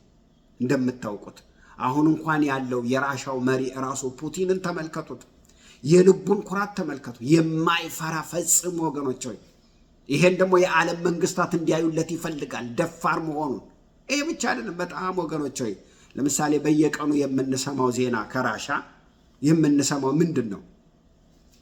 ዲኤንኤን ብሬክ አድርገው ሱፐር የሆነ ሶልጀር መስራት ይፈልጋሉ። ልክ እንደ ጎልያድ አይነት የሆኑ ፍርሃት የሌላቸው በስሜታቸው ምንም የማይበገሩ የማይፈሩ የማይደነግጡ ኃይለኛ የጦር ወታደሮችን ለመስራት እየተዘጋጀች ነው። የሰው ዲኤንኤን ብሬክ አድርገው ማለት ነው። ምን ማለት ነው? ሂውማን ናቸው፣ ሰው ናቸው፣ ነገር ግን የተለዩ ሱፐር ሂውማን የሆኑ ሰዎች ማለት ነው። እንደዚህ አይነት ሰዎችን ለመስራት ምን እያደረገች ነው? እየተዘጋጀች ነው። ሰው በእግዚአብሔርና በእግዚአብሔር ፈጣሪነት ደግሞ ጣልቃ ሲገባ የመለኮት ፍርድ ቅጣቱ ከባድ ነው የሚሆነው ወገኖች። ለምን? ልጅ የእግዚአብሔር ስጦታ ነው እንጂ የቴክኖሎጂ ስጦታ አይደለም። ስለዚህ ራሻ አሁን ከአሜሪካን ይልቅ በጦር በጣም እየተደራጀች ነው። አሜሪካ ልታስቆማት አትችልም። የሚያስቆማት ራሱ እግዚአብሔር ነው ወገኖች። ስለዚህ ራሻዎች ወገኖች አሁን በጣም ብዙ ወደ ላይ እየወጡ ያሉበት ነው። አሜሪካ ማንም ሊያስቆማት አይችልም። እግዚአብሔር ብቻ ነው ይችን ምድር ማስቆም የሚችለው። ይህንን አመፀኛ ጦር እግዚአብሔር ብቻ ነው የሚገታው። እግዚአብሔር ብቻ ነው የሚያስቆም። ምክንያቱም መጽሐፍ ቅዱስ ሲናገር የሚነካችሁ የአይኑን ብሌን የሚነካ ነው ይላል። አይኑን እንደሚያጠፋ ነው ይላል። እስራኤልን ሊያጠፉ ሊቀጡ ልክ ሲመጡ እግዚአብሔር ቀድሟቸው ይወጣል። እግዚአብሔር ለሕዝቡ ይዋጋል። እግዚአብሔር እስራኤልን አይጥላትም። እግዚአብሔር እስራኤልን ኪዳን ገብቶላታል። አልዳኑም። አዎ ለጥቂት ጊዜ እንቅልፍ ላይ ናቸው። እንቅልፍ ላይ የሆነ ሰው ይነሳል። እንቅልፍ ላይ ሰው ከተኛ ምን ያደርጋል? ይነሳል። ለጥቂት ጊዜ ድንዛዜ ውስጥ ናቸው፣ ለጥቂት ጊዜ እንቅልፍ ላይ ናቸው ይላል። ሮሜ ምዕራፍ 11 ላይ ይናገራል። የሚድኑት እንደ ማንኛውም አማኝ ጌታን ተቀብለው ነው የሚድኑት። ሌላ መንገድ የለም። ጌታ የተወለደበት ምድር ስለሆነ፣ የጌታ ዘር ስለሆኑ፣ የነቢያት ዘር ስለሆኑ፣ መጽሐፍ ቅዱስ እነሱ ጋር ስለተገኘ፣ ሐዋርያት እነሱ ጋር ስለሆኑ አይድኑም። ነገር ግን ደግሞ በለቅሶ በንስሐ ጌታን እንደሚቀበሉ ደግሞ የእግዚአብሔር ቃል ይናገራል። ዘካርያስ ምዕራፍ 12 ቁጥር 10 ላይ በለቅሶ ይላለኝ እግዚአብሔር በዳዊት ቤት የጸጋን መንፈስ ያፈሳል፣ ሴቶቹም ወንዶቹም እየተከፋፈሉ ደረታቸውን እየመቱ ጌታን እንደሚቀበሉ መጽሐፍ ቅዱስ ትንቢቱ ይናገራል። ጌታን ይቀበላሉ ይላል። ለካንተን ነው የሰቀልንህ፣ ለካንተን ነው የገፋንህ፣ ይቅር በለን እያሉ እንደሚያለቅሱ ንስሐ እንደሚገቡ ጌታን እንደሚቀበሉ የእግዚአብሔር ቃል ዘካርያስ ምዕራፍ 12 ቁጥር 10 ላይ ይናገራል። እሱ ብቻ አይደለም። ሮሜ ምዕራፍ 11 ቁጥር 25 እስከ 27 እስራኤል ሁሉ ይድናል ይላል። በምን? ንስሐ በመግባት በታላቁ መከራ ጊዜ ዋጋ ከፍለው ይድናሉ ይላል እግዚአብሔር ቃል። ኢሳይያስ 30 በሚናገርበት ጊዜ የያዕቆብ መከራ ጊዜ ነው ይላል። አሁን አይደለም የሚድኑት፣ በታላቁ መከራ ጊዜ ነው የሚገባቸው። ሐሰተኛው ክርስቶስ ስርዓቱን ሁሉ ሲያበላሽ፣ ኪዳኑን ሁሉ ሲያፈርስ፣ መቅደስ ውስጥ ገብቶ እርኩሰት ሲያደርግ፣ ራሱን እንደ ጣዖት ሲመለክ ያን ጊዜ ይነቃሉ ይላል። ወገኖች ከዛ በኋላ መዳን ብቻ አይደለም፣ ምን ያደርጋቸዋል? ራእይ ምዕራፍ 7 ቁጥር 1 ከየነገዱ ሁሉ ግንባራቸው ላይ ምልክት ይደረግባቸው እነሱ ወደ ምድር ሁሉ ወጥተው ወንጌልን ሰበኩ ይላል። ከዚያስ እልፍ ምድር ሁሉ ህዝብ መዓት ህዝብ ዳነ ነው የሚለው። ራዕይ ምዕራፍ 7 እሱ ነው የሚናገረው። ሚሊየንስ ሰው ዳነ ይላል። ራዕይ ምዕራፍ 7 እሱን ይናገራል። አሁን ቤተክርስቲያን ናት የእግዚአብሔርን ስም እያስከበረች ያለችው። ያን ጊዜ ግን ቤተክርስቲያን የለችም፣ ተነጥቃለች። የምታስከብረው ማናት? እስራኤል ናት። መጽሐፍ ቅዱስ እስራኤልን እግዚአብሔር እንዳልጣላት ይናገራል። እኛስ ምን እናድርግ? እኛ ደግሞ ስለ እስራኤል እንድንጸልይ እንድንባርካት ነው መጽሐፍ ቅዱስ የሚናገረው። መዝሙረ ዳዊት 122 ቁጥር 6 ላይ ለእስራኤል ሰላም ይሁን ብላችሁ ጸልዩ ይላል። ሪፕሌስመንትም አላረጋትም፣ በቸርችም አልለወጣትም፣ አልቀየራትም። በጣም ብዙ ሰዎች ባለማወቅ ይህን ትናገራላችሁ። ሪፕሌስ አርጓታል፣ በቸርች ቀይሯታል፣ ትቷታል፣ አሁን በቸርች ተለውጣል። ፈጽሞ 12ቱ ሐዋርያት የዳኑት ከአይሁድ ነው። ሐዋርያ ጳውሎስ አይሁዳዊ ነው፣ እስራኤላዊ ነው። ጴጥሮስ ሰብኮ ያመጣቸው 3000 ሆነ 5000 ምንድን ናቸው? አይሁዳውያን ናቸው። ከዚያስ ወንጌል እየተሰበከ ወንጌል እኛ ጋር የደረሰው በእነሱ ነው ወገኖች። አይሁድን አልጣለም። እሺ የሕዝቅኤል 38ቱ እና 39ኙ ጉግ ማጉግ እግዚአብሔር ከሰሜን እየነዳ እንደሚያመጣቸው ሲነግረን፣ የአርማጌዶኑ ጦርነት ግን እግዚአብሔር አይደለም የሚያመጣቸው። ልዩነቱን ተመልከቱ። የአርማጌዶን ጦርነት እግዚአብሔር አይደለም የሚያመጣቸው። 3 እርኩሳን መናፍስት ከኤፍራጥስ ወጡ ይላል። ከኤፍራጥስ ወጡና እየነዱ ያመጧቸዋል ይላል። አሁን የኤፍራጥስ ወንዝ እየደረቀ እንደሆነ ባለፈው የመካከለኛው ምስራቅን ጦርነት በማስተምርበት ጊዜ ነግሬያቸዋለሁ። እየደረቀ ነው። ምክንያቱም ያ መድረቅ አለበት። ለምን? ከአውሮፓም ከዓለምም ምን እያሉ ነገስታት ወደ ኢየሩሳሌም መምጣት አለባቸው። ጦራቸውን ይዘው መምጣት አለባቸው። ያ ካልደረቀ በምን ይመጣሉ? ስለዚህ ያ እየደረቀ እንደሆነ ከኤፍራጥስ ወንዝ 3 ርኩሳን መናፍስት ወጡ። እነሱ ናቸው እየነዱ ወደ ጦርነቱ የሚያመጧቸው። የሕዝቅኤሉ ጉግ ማጉግ የሚመጡት ከየት ነው? ከሰሜን ነው የሚመጡት። በጣም የሚገርማችሁ ተመልከቱ። ይሄ በጣም ወሳኝ ነገር ነው። የራእዩ ጉግ ግን ከዓለም ከ4ቱ ማዕዘናት ነው የሚመጡት። የሕዝቅኤሉ ጉግ በጣም ብዙ ምዕራባውያን አይዋጉም። የሕዝቅኤል 38ቱ ላይ በጣም ብዙ ምዕራባውያን አይዋጉም። ምናልባት ጀርመን ትዋጋ ይሆናል። ሌሎቹ ምዕራባውያን ግን አይስማሙም፣ እሺ አይሉም፣ አይዋጉም። ውስን ሰዎች ናቸው የሕዝቅኤሉ ላይ የሚመጡት። የሕዝቅኤሉ ጉግ ማጉግ ላይ የራእዩ ጉግ ማጉግ ግን የዓለም ሰራዊት ሁሉ ነው ተባብሮ የሚመጣው። ልዩነቱን ተመልከቱ። የዓለም ሰራዊት ሁሉም ሀገሮች ወደ እስራኤል ይዘምታሉ ማለት ነው። የሕዝቅኤሉ ጉግ ላይ ምንም አይነት የሃይማኖት መሪ የለም። ያለው ምንድን ነው? የጉጉ መሪ የራሻው መሪና ከዛስ የማጉግ ህዝቡ ሰራዊቱ ብሎ ነው የሚጠቅሰው። የራእዩ ጉግ ላይ ግን ሰይጣን ወጥቶ ከ4ቱ ማዕዘናት ሰበሰባቸው ይላል። የሃይማኖት መሪ አለ። ራእይ ምዕራፍ 20 ቁጥር 7 እስከ 8 ሰይጣን ራሱ ወጥቶ ምን አደረጋቸው? ከ4ቱ ማዕዘናት ሰበሰባቸው ይላል። አርማጌዶንም ላይ የሃይማኖት መሪ እንዳለ ራሱ ክፍሉ ይናገራል።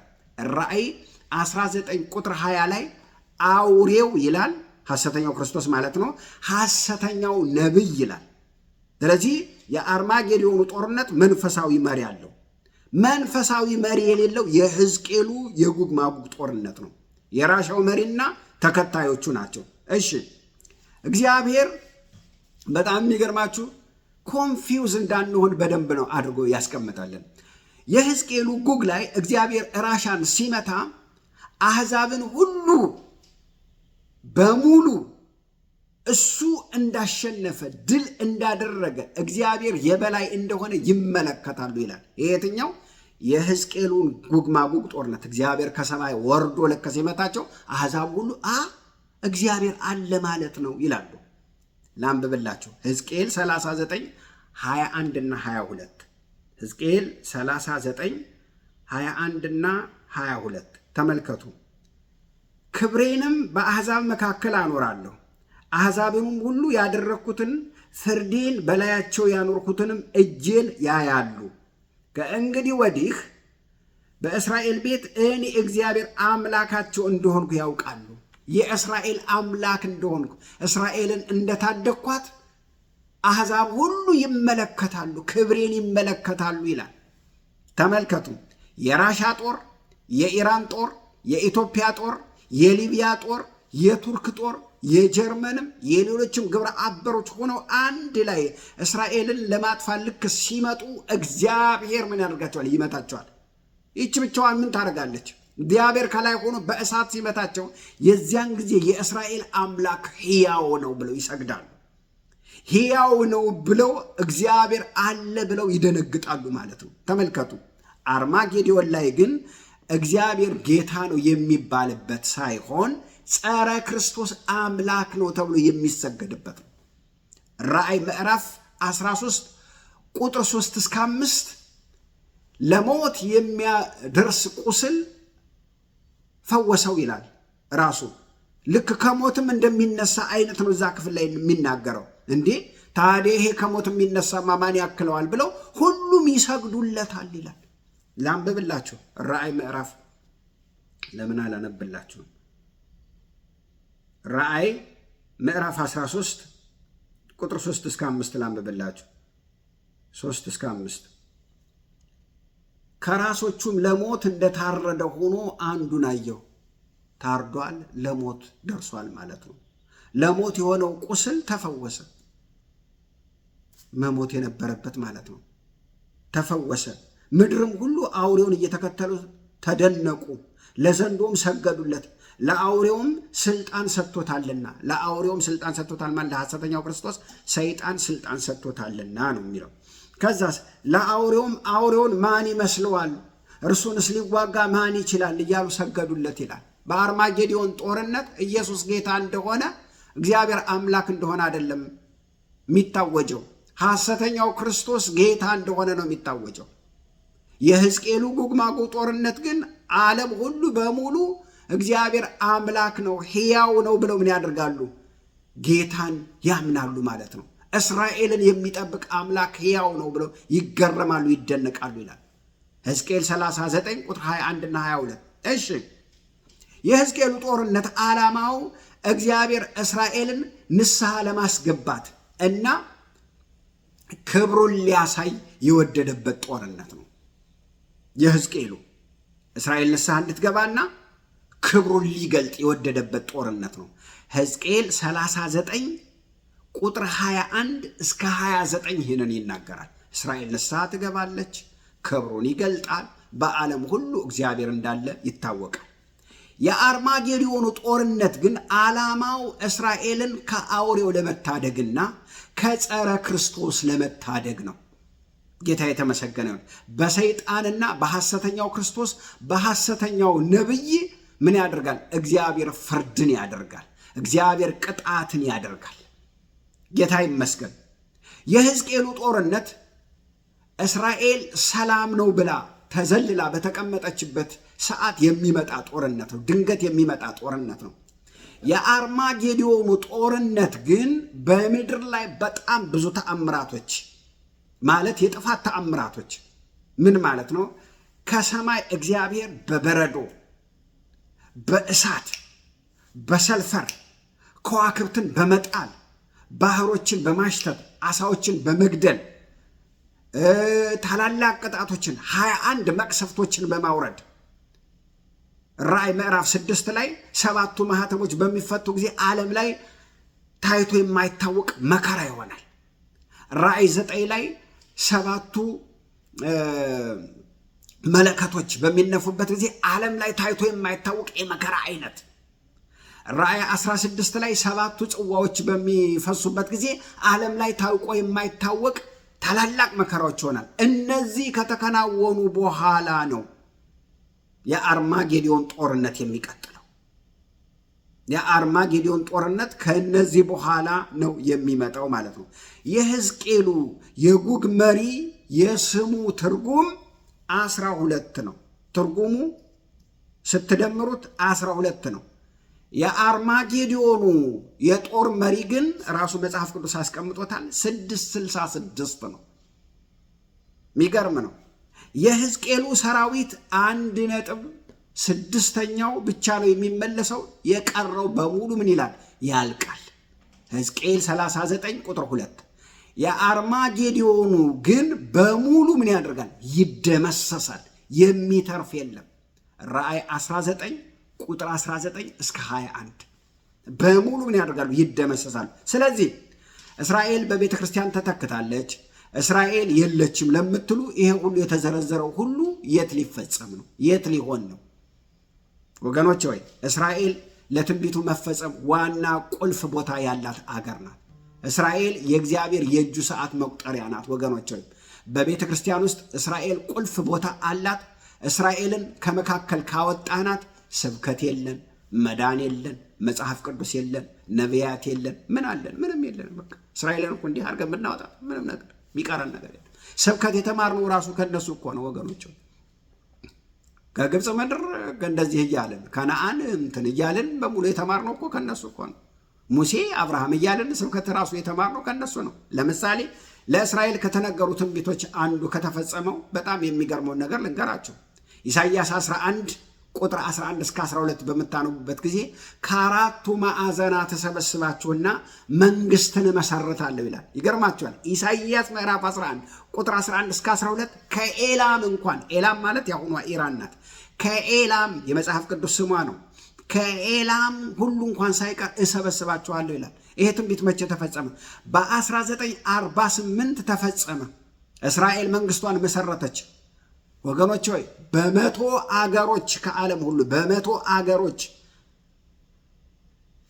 80 ቋንቋ እየተናገሩ ወደ እስራኤል ገቡ። ከራሻ እንኳን ሳይቀር የምናሴና የኤፍሬም ነገዶች ሁሉ ተሰብስበው ወደዚያች ምድር ገቡ። ከቻይና ሳይቀር ተሰብስበው ወደ አገራቸው ገቡ። ገጠሩን ጫካውን ሳይቀር ተነስተው ወደ እስራኤል ምድር ገቡ። ከዛስ መንግስታቸውን መሰረቱ። አሁን እስራኤል ብትሄዱ ያለው አንድ ኔሽን ብቻ አይደለም፣ ከዓለም የተሰባሰበ ቤተ እስራኤል የተባለ በጣም ብዙ ኔሽንን ሰብስባ የምትኖር ምድር ናት። ምክንያቱም ምን የተባለ ትንቢት አለ? ሕዝቅኤል 37 አጥንቶች ተበታትነው ነበሩ። ሕዝቅኤል ትንቢት ተናገር። ከዛስ ይሰብሰቡና ቁርበት ይልበሱና ሴል ይምጣባቸውና ደም ይምጣባቸውና ከዛስ አንድ አይነት ሆነው ታላቅ ሰራዊት ይሆናሉ የሚለው ወገኖች ያ የተፈጸመበት ነው። ወገኖች በዓለም ላይ አሁን ከሚያስፈሩ አገሮች መካከል ኒውክሌር ፓወር ያላት እስራኤል ናት። የምትፈራ አገር ናት። ይሄ ከእግዚአብሔር ዘንድ ካልሆነ በስተቀር በ72 ዓመት እንግዲህ ከተመሰረተች 72 ዓመቷ ነው ወገኖች ሆይ ማንም ኢትዮጵያ የ3000 ዓመት ታሪክ ነው ያላት፣ ገና ናት። በ72 ዓመት ውስጥ ወገኖች ሆይ ዓለምን የምትገዳደር ናት። በሁሉም በኢኮኖሚም፣ በሰራዊትም፣ በቴክኖሎጂም፣ በሳይንሱም በሁሉም ነገር ዓለምን የምትገዳደር ናት። ከዓለም ሀያላን ጋር እኩል የምትሰለፍ አገር ናት። ይህንን ያደረገው እግዚአብሔር ብቻ ነው። አሁን እግዚአብሔር እስራኤልን በዓለም ሁሉ ምን አድርጓታል? ከባድ ድንጋይ አድርጓታል። ከባድ ዘካርያስ ምዕራፍ 12 ቁጥር 1 እስከ 5 ከባድ ድንጋይ አድርጊያታለሁ ይላል። ከባድ ድንጋይ የሚነካት ሁሉ ይቆስላል ይላል። እስራኤል በዓለም ሁሉ ተበትና ተመልሳ መንግስቷን እንደምትሰበስብ ራሱ ሙሴ እንኳን ተናግሯል። ዘዳግም ምዕራፍ 28 ቁጥር 62 እስከ 68 ብታነቡት ተበትነው እንደገና ተመልሰው መንግስታቸው እንደሚሰበስቡ ያ ክፍል ይናገራል። እንደተሰበሰቡ ትንቢቱ እንደተፈጸመ ደግሞ የእግዚአብሔር ቃል ይናገራል። 1948 አልተሰበሰቡ፣ መንግስታቸውን አልተመሰረተም። ያ እንደገና ተመልሰው አልተበተኑ። በ70 ዓመተ ምህረት ተበተኑ። ለ2000 ምናምን ዓመት አገር አልነበራቸው። ተመልሰውስ በ1948 ከ2000 ምናምን ዓመት በኋላ ሜይ 14 ላይ እንደገና መንግስታቸውን በአንድ ቀን መሰረቱ። በአንድ ቀን መንግስታቸው ተመሰረተ። የቀደመውን ማፕ ብትመለከቱት፣ የቀደመውን ካርታ ብትመለከቱት እስራኤል አይደለም የሚለው ምንድን ነው? ፓላስታይን ነው የሚለው። እስራኤል የሚል የለም። የአሁኑ ካርታ ነው እስራኤል የሚለው። ለምን? ተበትነው ነበረ፣ አልነበሩም። ቤተ መቅደሱ በሉ ምኑንም በሉ በሙሉ ስታዩ ፓለስታይን ነበር ይል የነበረው። አሁን ግን ህዝቡ ወደ ምድሩ ስለመጣ እግዚአብሔር እስራኤልን ስላሰበ ወደ ምድሯ ስለመጣች ምን ሆነዋል? እስራኤል የሚል ካርታው ላይ ተቀምጧል። አሁን እስማኤላውያን እያለቀሱ ነው። ምድሪቱ የኛ ናት፣ የኛ ናት፣ የኛ ናት፣ የኛ ናት እያሉ። ወገኖች ሆይ ምድሪቱ የነሱ አይደለችም። ምድሪቱን እግዚአብሔር ርስት አድርጎ ለያዕቆብ ልጆች ለ12ቱ ነገዶች ሰጥቷቸዋል። ወገኖች ሆይ ያከፋፈላቸው ደግሞ ኢያሱ ነው። ያከፋፈለው ደግሞ ለእስራኤል ልጆች ነው። ስለዚህ አንዳንዶች ሳታውቁ ወገኖች ሆይ እስራኤል ጠል የሆናችሁ ሰዎች ተጠንቀቁ። ጠባችሁ ከእግዚአብሔር ጋር ነው። ከእግዚአብሔር ጋር ደግሞ የሚጣሉ ደግሞ ማወቅ አለባችሁ፣ ትደቃላችሁ፣ ይደቃሉ ይላል እግዚአብሔር ቃል። ዘፍጥረት ምዕራፍ 15 ቁጥር 18 ለአንተና ለዘርህ ነው የሚለው። ለአንተና ለዘርህ ከዚህ ከግብፅ ወንዝ ጀምሮ እስከ ኤፍራጥስ ድረስ ነው የሚለው። ከአባይ ወንዝ ጀምሮ እስከ ኢራቅ ማለት ነው። አሁን ምድሯን ይዛለች? አልያዘችም። በሺህ ዓመት ጊዜ ግን ትይዛለች። ምድሪቱ የእግዚአብሔር ናት። ምድሪቱ ለእስራኤል ተሰጥታለች። ኢያሱ አከፋፍሏቸዋል። ከዛ በፊት የነበሩት አረባውያን አይደሉም፣ ሌላ ኒሽናቸው ጠፍተዋል። ወገኖች ሆይ ለእኛ ግን የተጻፈልን የሚባርካችሁን እባርካለሁ፣ የሚረግማችሁን እረገማለሁ። አትረገሙ፣ አትረገሙ ወገኖች፣ እርግማን አታትርፉ። ስለዚህ ስለ እስራኤል እግዚአብሔር እንዲባርካት ነው መጸለይ ያለብን። እግዚአብሔር እንዲጠብቃት ነው መጸለይ ያለብን። ምንም ይስሩ ምንም ሂሳቡን የሚያወራርዱት እራሳቸው ናቸው። ለእኛስ ለእስራኤል በረከት እንዲሆን እንጸልያለን። ለእስራኤል በረከት ይሁን ብላችሁ ስትጸልዩ በረከቱ ለእናንተ ይተርፋል የሚለው መዝሙረ ዳዊት 122 ቁጥር 6 ላይ እስራኤል ከተበተነችበት ተመልሳ መንግስቷን እንደምትመሰርት ዘካርያስ 8 4 እና 5 ይናገራል። ከተበተነችበት ተመልሳ መንግስቷን እንደምትመሰርት ተመልከቱ። ዘዳግም 28 62 ላይ ትበተናለች። ከዛስ ከተበተነችበት ደግሞ እንደምትመለስ መንግስቷን እንደምትመሰረት ደግሞ ዘካርያስ 8 ቁጥር 4 እና 5 ላይ ይናገራል። የሚገርማችሁ እዛ ቦታ ላይ ስታነቡት ምን ይላል? እናቶች፣ አባቶች፣ ወጣቶች፣ ሴቶች፣ ወንዶች እንደገና መጥተው በምድራቸው በእርጅና ተሰብስበው በደስታ ይኖራሉ ይላል ጌታዬም። በደስታ ተሰብስበው ይኖራሉ ይላል። በ1948 እስራኤል መንግስቷ ተቋቋመ፣ እንደ ሀገር ተመሰረተች ማለት ነው። ዋና ከተማዋ የት ነበረ? ቴል አቪቭ ነበረ። ነገር ግን ኢየሩሳሌም በአረቦች ስር ተወራ ነበረ። በአረቦች ተወራ ነበር። ይገርማል። በ1967 የ6 ቀኑ ጦርነት ጁን 7 ማለት ነው።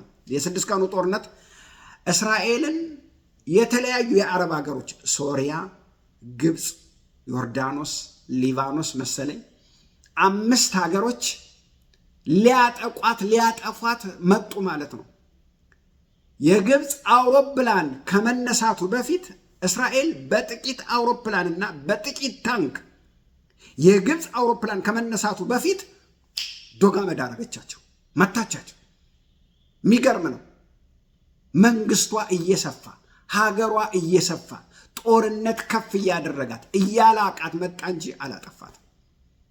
ስለዚህ ዛሬ የተማርነው ስለ ጎግ ማጎግ ጦርነት፣ የጎግ ማጎግ ጦርነት 2 የተለያዩ ናቸው አለን። አንደኛው የሕዝቅኤሉ ጎግ ማጎግ በታላቁ መከራ ጊዜ የሚከናወን ነው። የራእይ ምዕራፍ 20 ጎግ ማጎግ የሚከናወነው ከ1000 ዓመት በኋላ ነው። የአርማጌዲዮን ጦርነት ደግሞ የሚከናወነው መቼ ነው አልን? ጌታችን ኢየሱስ ክርስቶስ ልክ ቤተክርስቲያንን ይዞ ሲመጣ ወደ 1000 ዓመት ከመግባቱ በፊት የሚካሄድ ጦርነት ነው። ያንን ጦርነት አጠቃሎ ነው አማኞችን ብቻ ወደ 1000 ዓመት ይዞ የሚገባል። ስለዚህ 3ቱም የተለያዩ ናቸው። የሕዝቅኤሉ የጎግ ማጎግ ጦርነት የሚመጡት ከራሻ መሪነት ጋር ሆኖ 5 አገሮች ከሰሜን ነው የሚመጡት። የራእዩ ግን የሚመጡት ከ4ቱ ማዕዘናት ነው ሰይጣን ይዟቸው የሚመጣው። 2ቱም የሚያልቁት ግን በእሳት ነው። የሕዝቅኤሉ ጎግ ማጎግ በእሳት ቢበሉም ሬሳቸው አለ፣ 7 ወር እዛ ፈጅቶ ይቀበራል። የራእዩ ጎግ ማጎግ ግን በእሳት ይቀልጣሉ፣ አመድ ነው የሚሆኑት። የአርማጌዶኑ ጦርነት ደግሞ ከአፉ በሚወጣ ሰይፍ ሁሉም ይገደላሉ፣ የሚተርፍ የለም። መጽሐፍ ቅዱስ ይህንን ነው በዝርዝር ያስቀምጣል። ስለዚህ ቀብር ያለው የሕዝቅኤሉ ጎግ ማጎግ ላይ ነው። ሁለቱ ላይ ግን ቀብር የሚባል ነገር የለም። እሳት ከሰማይ ወርዶ ይበላቸዋል። የራእዩ ጎግ ማጎግ የራእይ ምዕራፍ 20 የራእይ ምዕራፍ 19 ደግሞ የአርማጌዶን ጦርነት ደግሞ ከአፉ በወጣ ሰይፍ ያልቃሉ። ከዚያስ አካላቸውን የምድር አራዊትና የሰማይ ወፎች ይበሏቸዋል ይላል። የሕዝቅኤሉ ጎግ ማጎግ ልክ በእሳት ከተበሉ በኋላ 7 ወር የቀብር ስርዓት ሲደረግላቸው እስራኤላውያን ናቸው የሚቀብሯቸው፣ ምክንያቱም የሚያልቁት የእስራኤል ተራሮች ላይ ስለሆነ። ከዚያስ የሰማይ ወፎችና የምድር አራዊት ስጋቸውን ይበላሉ ይላል። በምን ይመሳሰላሉ? የራእዩ ጎግ ማጎግና የሕዝቅኤሉ ጎግ ማጎግ ሁለቱንም የሰማይ ወፎችና የምድር አራዊት ይበሏቸዋል።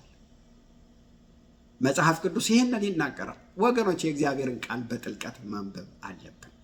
እግዚአብሔር አምላክ የተመሰገነ ይሁን። ወዳችኋለሁ። ዘመናችሁ የተባረከ ይሁን። እንጸልይ። ስምህ ይባረክ። አባት ሆይ ተባረክ።